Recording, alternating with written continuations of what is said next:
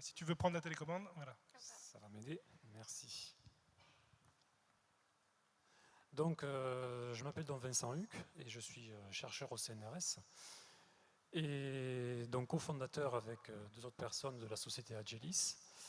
Et je vais essayer de remplir un triple objectif qui va être d'une part de vous faire part un petit peu des possibilités de l'infiniment petit, pas seulement pour la recherche fondamentale, mais aussi pour la création de valeur. Également, on va en profiter pour vous montrer un petit peu le cheminement qui peut être celui d'une découverte fondamentale vers une innovation technologique. Et puis, le troisième challenge qui ne va pas être le moindre, c'est de tenir dans les temps. Il n'est pas là? Donc ça va aller. Je vais t'aider. Donc, infiniment petit, comme Hubert Reeves le présentait tout à l'heure, l'archétype, le composant auquel on pense tout de suite, c'est l'atome. Donc, l'atome que j'ai très schématiquement représenté ici, c'est un véritable univers qui est exploré depuis quasiment un siècle maintenant. Et il y a deux types d'explorateurs. Vous avez d'une part les physiciens, qui vont s'intéresser plutôt à ce qu'il y a à l'intérieur. Et il y a également les chimistes, qui, eux, vont plutôt s'intéresser, non pas forcément à ce qu'il y a à l'intérieur, mais plutôt à la manière dont ces atomes vont pouvoir être assemblés entre eux et s'organiser. L'objectif étant de comprendre comment la matière s'organise, d'en comprendre les règles de fonctionnement, pour après, en les maîtrisant, arriver à produire des assemblages d'atomes, des molécules, avec des propriétés très très très intéressantes et qui ouvrent vraiment des perspectives passionnantes, tant qu'un véritable Big Bang des possibles. À ce titre, on peut considérer que la chimie est une véritable architecture au milliardième de mètre. Et depuis 250 ans que la chimie existe sous sa forme actuelle, les chimistes ont fait des progrès dans l'utilisation d'éléments simples, donc du charbon par exemple représenté ici, du carbone, de l'hydrogène ou de l'oxygène, pour construire des structures, des assemblages parfaitement précis et calibrés de véritables architectures au milliardième de mètre. Alors quelques exemples assez jolis que je vous présente ici, simplement pour illustrer le côté contrôlé et très structuré des structures que la chimie permet de produire. Donc vous allez me dire, tout ça c'est très très très joli, c'est de la belle science, mais en quoi est-ce que c'est porteur de possibilités pour la création d'entreprises, pour la création de valeur? Eh bien, les outils qui sont développés pour construire ces assemblages et en contrôler les propriétés offrent des perspectives extrêmement intéressantes pour des applications qu'on va vraiment qualifier de sur-mesure, en particulier en ce qui concerne la dépollution et le recyclage de métaux précieux, de métaux stratégiques. Un premier exemple que j'ai choisi de vous présenter est une molécule que nous avons obtenue au laboratoire qui va permettre de piéger de façon très très sélective des solvants toxiques en les enfermant dans de véritables boîtes moléculaires. Donc, le principe est représenté ici. Vous avez des solvants toxiques dans l'environnement que vous souhaitez séquestrer pour pouvoir les éliminer. Eh bien, on va utiliser une sorte de boîte moléculaire qu'on va pouvoir remplir avec ces solvants, refermer et extraire ensuite. Donc ça, c'est le principe. Alors, dans la réalité, ça donne quelque chose comme ça. Donc, je ne sais pas s'il est possible de lancer l'animation. Donc, voilà un petit peu la réalité du système que nous avons développé.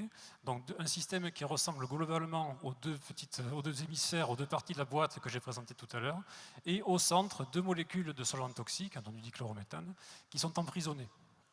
Il sera ensuite possible de récupérer cette boîte pleine, de l'ouvrir pour récupérer ces molécules toxiques et les traiter séparément, et de réutiliser la boîte pour un cycle suivant.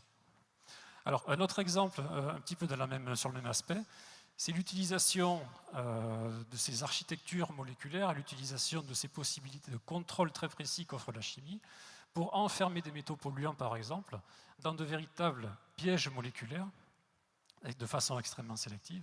Alors, un exemple d'un tel piège moléculaire, donc, est représenté ici. Voilà. Je ne sais pas s'il est possible de lancer l'animation. Oui.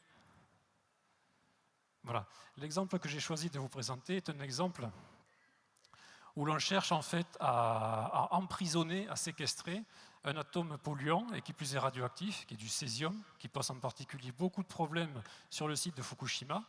Eh bien, cet atome polluant, ce césium, va être encagé, emprisonné dans une architecture moléculaire qui va être vraiment construite sur mesure, on va parfaitement calculer les distances entre cet atome de césium et les atomes qui se trouvent autour de cette molécule, pour que cette molécule soit capable de façon extrêmement sélective d'aller chercher l'atome polluant pour l'emprisonner dans l'eau que vous souhaitez décontaminer.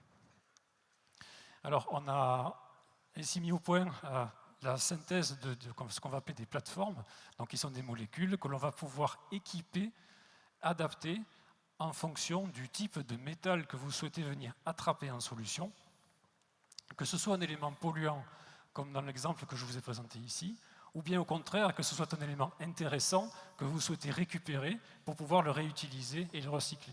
Ils ne vont pas être en avance pour le cocktail qu'attend derrière. Hein. Voilà. Alors, à ce stade, vous avez donc une molécule qui va effectivement pouvoir aller attraper très très sélectivement un métal en solution. Hein. C'est comme un chien de chasse à qui vous allez dire « va m'attraper telle chose », mais encore faut-il maintenant que votre chien de chasse, avec ce qu'il a attrapé, puisse revenir vous le rapporter. Alors, dans la pratique, comment ça se passe? Eh bien, on va immobiliser les molécules que je vous ai présentées précédemment, qui sont représentées par ces petits disques blancs. On va les immobiliser sur des supports qui sont des nanofibres, donc des produits des nanotechnologies. Il sera ensuite possible de tremper ces fibres qui ressemblent un petit peu à des tissus, tout simplement, dans le liquide, dans l'eau que vous souhaitez décontaminer, ou dans laquelle vous souhaitez récupérer un élément intéressant, pour que par simple mise en contact des deux, en quelques secondes, eh bien, vous transfériez les éléments, les métaux qui vous intéressent, du liquide que vous souhaitez traiter vers la surface des fibres. Et donc ce processus permet de récupérer en une seule étape et très rapidement les éléments polluants ou les éléments, les métaux d'intérêt que vous souhaitez récupérer pour pouvoir les réutiliser ensuite. Alors ce processus est ultra sélectif sur le petit schéma que j'ai représenté ici. Le métal que vous souhaitez récupérer pour dépolluer ou encore pour recycler est représenté par les petites boules oranges, et avec une très très forte sélectivité, vous ne retrouverez sur les fibres qui ont été fonctionnalisées, qui ont été modifiées par ces molécules cage, vous ne retrouverez que l'élément qui vous intéresse, même si celui-ci est présent à l'état de trace dans la solution que vous souhaitez traiter. Donc la société Agilist, qui a été créée un petit peu sur la base de cette activité, propose par ingénierie moléculaire des molécules ultra sélectives, vraiment conçues sur mesure pour attraper un métal en fonction des demandes des industriels. Les matériaux que nous développons à partir de ces molécules ont une très très forte capacité de capture des métaux, donc c'est quelque chose qui est rentable d'un point de vue économique. Ils sont par ailleurs peu coûteux, et le fait d'utiliser des matériaux solides permet de beaucoup simplifier les processus de récupération des métaux par rapport à l'existant. Alors, il est également possible, au cours d'une deuxième étape, de décharger ces fibres, une fois qu'elles ont assuré leur travail de récupération des métaux, pour pouvoir réutiliser l'absorbant un grand nombre de fois, jusqu'à plus d'une centaine de cycles, ce qui permet de diminuer très fortement les coûts des processus associés. Donc voici un exemple d'un matériau fibreux que nous préparons au laboratoire et qui est commercialisé par la société Agilis, qui est un matériau dérivé de fibres de carbone, de feutres de carbone, qui sont les matériaux que vous trouvez dans les hôtes de cuisine, par exemple. Donc cette régénération qui peut être faite par application de courant électrique, donc ce qui est assez facile à gérer d'un point de vue consommation de réactifs, permet ainsi de récupérer, de recycler très rapidement ces différents systèmes pour qu'une quantité donnée de ce matériau absorbant soit capable de récupérer une grande quantité de métaux en solution. Donc cette technologie vient d'être primée au concours mondial de l'innovation. Ici, je tiens à préciser que rien de tout ceci n'aurait été possible sans le concours de mes deux collaborateurs, donc Ekaterina Shilova et Pascal Viel. Et j'espère aussi vous avoir convaincu de l'intérêt de ces structures de l'infiniment petit pour ouvrir de nouvelles possibilités donc, dans le domaine économique, et que l'infiniment petit peut, dans bien des cas, venir au secours de l'infiniment grand. L'infiniment grand, en l'occurrence, étant représenté par ce fleuve chinois contaminé par des métaux lourds et pour lesquels peut-être que des molécules pourront apporter des solutions. Je vous remercie de votre attention.